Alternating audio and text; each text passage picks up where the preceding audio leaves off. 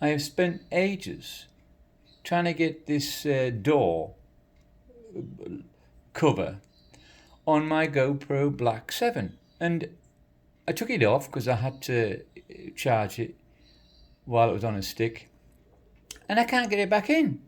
It won't go. I've tried everywhere. I've spent 2 days trying to get this bloody thing in, and it just won't go in. I did some videos, of course, on YouTube, and they went this and stuck it in, and anyway, I took it back to the shop, and the young lad there, he's got a GoPro 7 Black, where I got it from, and he messed around for about half an hour while I looked around the shop to get this stick, and I said, "Have you got one in stock?" He said, "Yes, we have." So he got the one out, and he looked at it, and he just by accident discovered this.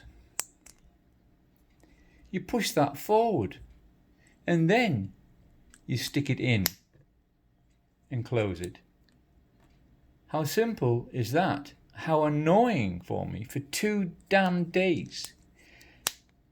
Take it off, make sure it's pushed out, stick it in, close it. Job done. Hope it helps you.